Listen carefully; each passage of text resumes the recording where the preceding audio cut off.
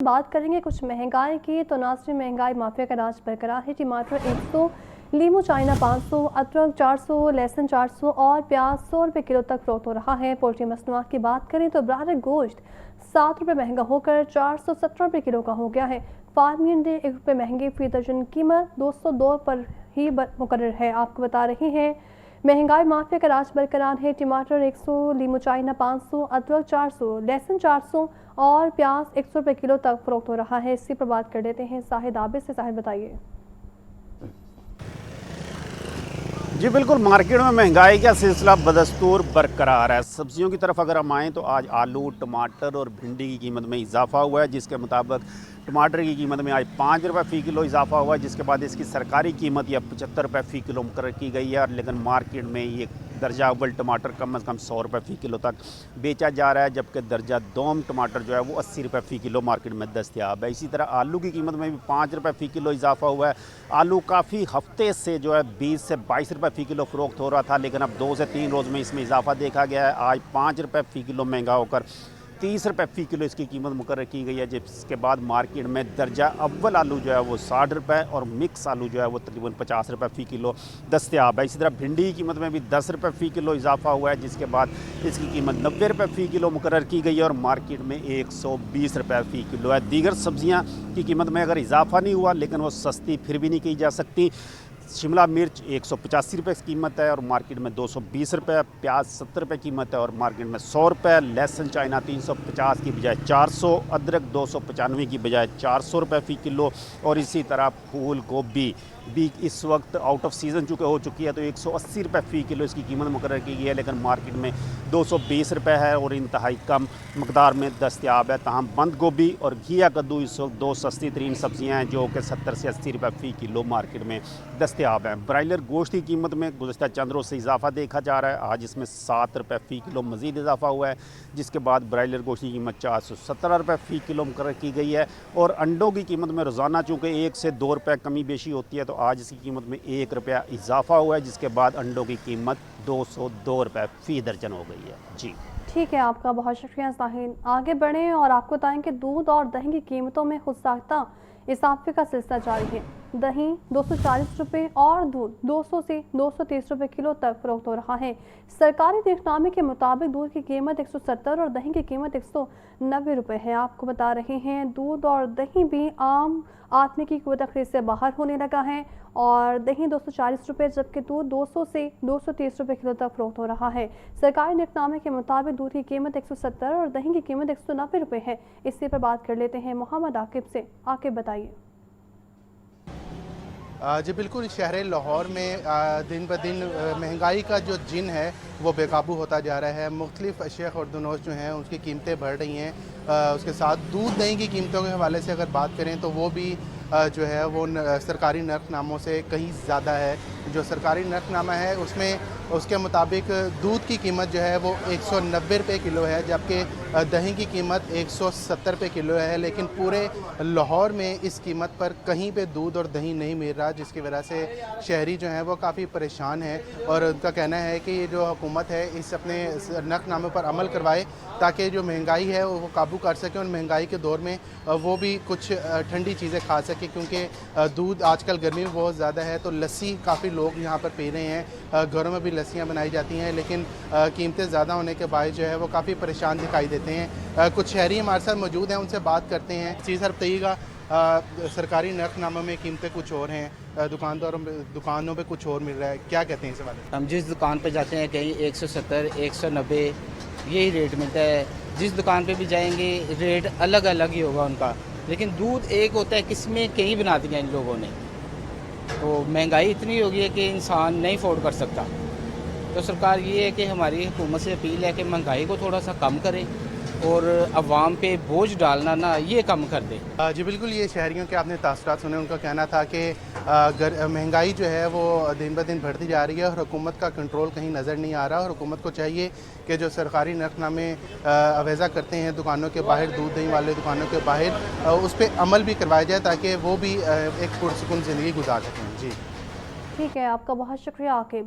Bulletin میں آگے بڑھیں اور آپ کو بتائیں کہ لاہور سمیت پنجاب بھر میں ڈینگی کیسز میں اضافہ ہونے لگا ہے۔ رواں سال اب تک شہر میں ڈینگی کے کنفرم مریضوں کی تعداد 7 تک پہنچ گئی ہے۔ پنجاب میں ڈینگی کے 33 مریض رپورٹ ہو چکے ہیں اور شہر لاہور میں 30,000 سے زائد ڈینگی ہاٹ سپاٹ بھی موجود ہیں، جبکہ صوبائی وزیر صحت خواجہ عمران نذیر کے مطابق ڈینگی ہاٹ سپاٹ پر مکمل فوکس بھی کیا جا رہا ہے۔ لاہور سمیت پنجاب بھر میں ڈینگی کیسز میں اضافہ ہونے لگا ہے۔ رواں سال اب تک شہر میں ڈینگی کنفرم مریضوں کی تعداد 7 تک پہنچ گئی ہے۔ اسی پر بات کر لیتے ہیں نمائندہ لاہور نیوز محمد بلال سے۔ بلال بتائیے۔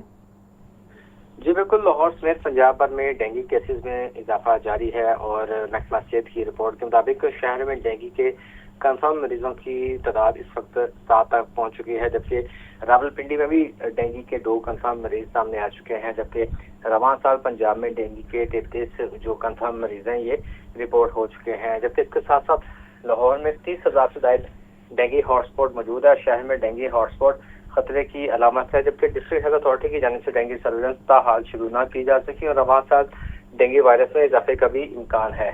اس حوالے سے صوبائی وزیر صحت و آبادی خواجہ عمران نذیر کا یہ کہنا ہے کہ ڈینگی ہاٹ سپاٹ پر مکمل فوکس کیا جا رہا ہے۔ شہریوں کو بھی چاہیے کہ ڈینگی SOPs پر عمل درآمد کریں اور جس گھر سے بھی ڈینگی کا لاروا برآمد ہو وہاں پہ ریڈ اسٹیکر لگایا جائے اور جن علاقوں میں ڈینگی لاروا یا مریض رپورٹ ہو وہاں ڈینگی اسپرے بھی لازمی کریں۔ شہریوں کو بھی چاہیے کہ جو ڈینگی SOPs بنائے گئے ہیں اس سے عمل درآمد کریں۔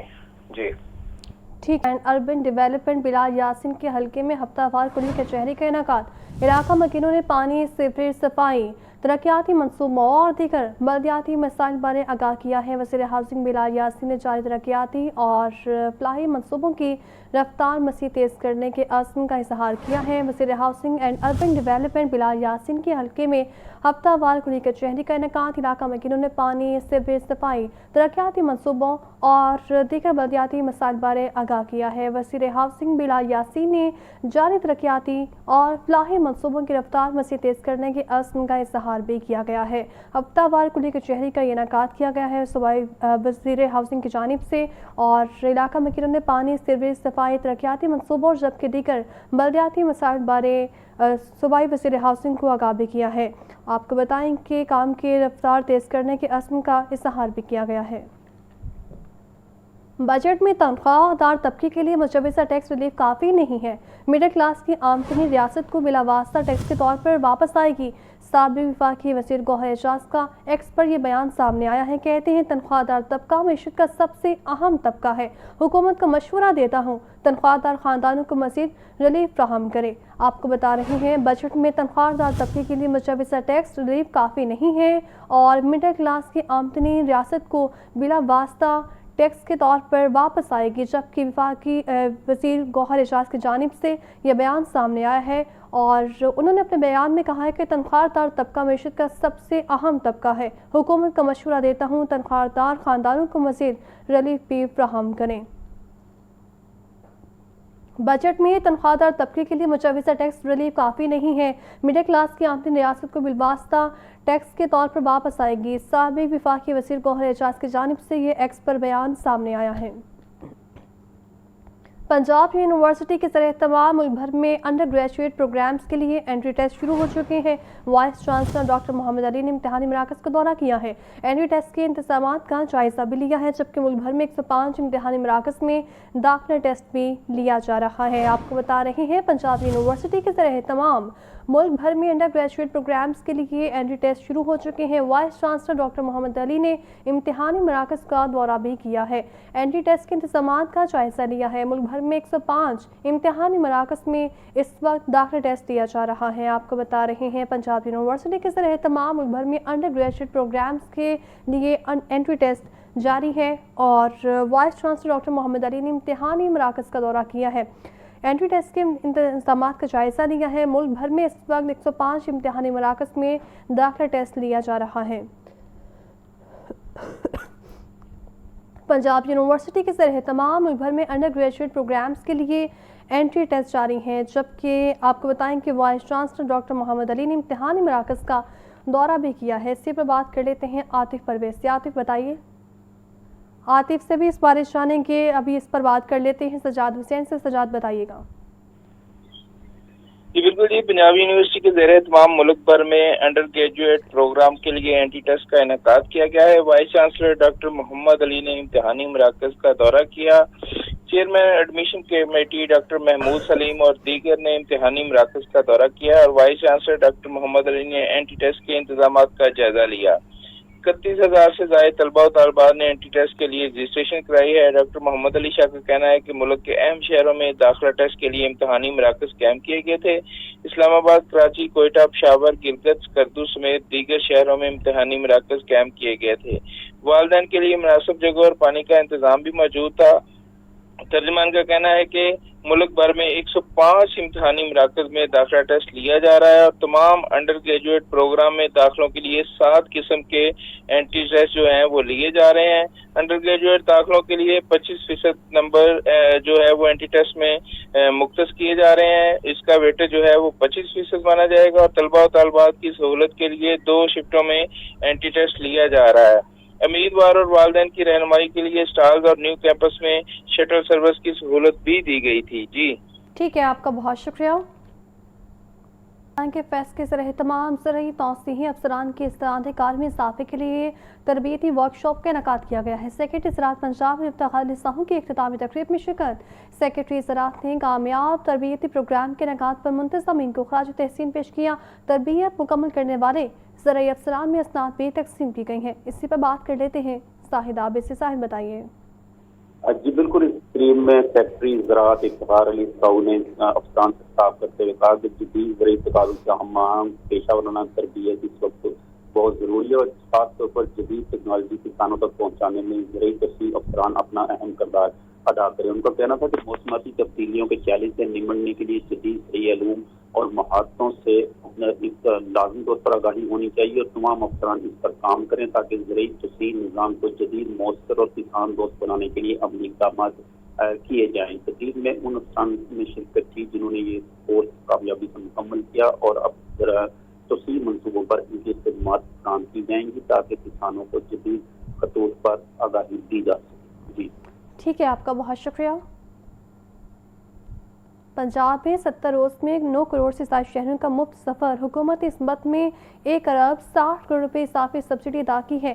وزیر اعلیٰ پنجاب مریم نواز شریف کا کہنا ہے کہ مشکل معاشی حالات میں عوام کو ریلیف دینا حکومت کے اولین ترجیحات میں شامل ہے۔ پنجاب کی جانب سے عوام کو مفت سفری سہولت فراہم کی گئی۔ ریکارڈ تعداد میں شہری مستفید ہوئے۔ صوبے بھر میں پبلک سیکٹر کی 8 ٹرانسپورٹ سروسز پر 70 روز کے دوران 9 کروڑ سے زیادہ افراد نے مفت سفر کیا۔ حکومت نے اس مقصد کے لیے 1 ارب 60 کروڑ روپے اضافی سبسڈی بھی ادا کی۔ لاہور سمیت پنجاب کے 26 اضلاع میں روزانہ 13 لاکھ سے زیادہ شہریوں نے مفت سفری سہولت سے فائدہ۔ اعداد و شمار کے مطابق اورنج لائن میٹرو ٹرین پر 70 روز کے دوران تقریباً 2 کروڑ 30 لاکھ جبکہ روزانہ 3 لاکھ 29 ہزار سے زیادہ مسافروں نے سفر کیا۔ لاہور میٹرو بس سروس پر 1 کروڑ 60 لاکھ سے زائد جبکہ اسپیڈو اور فیڈر بسوں پر 1 کروڑ 6 لاکھ سے زائد مسافروں نے مفت سفر کیا۔ Multan metro bus, Rawalpindi feeder roots اور لاہور گرین بس سروس سمیت دیگر شہروں کی گرین بس سروسز پر بھی لاکھوں شہریوں نے سہولت سے استفادہ کیا۔ وزیر اعلیٰ پنجاب کا کہنا ہے مشکل معاشی حالات میں مفت سفر عوام کا حق سمجھتے ہیں۔ صرف 70 روز میں تقریباً 9 کروڑ افراد کو مفت سفری سہولت فراہم کرنا حکومت پنجاب کا منفرد ریکارڈ ہے۔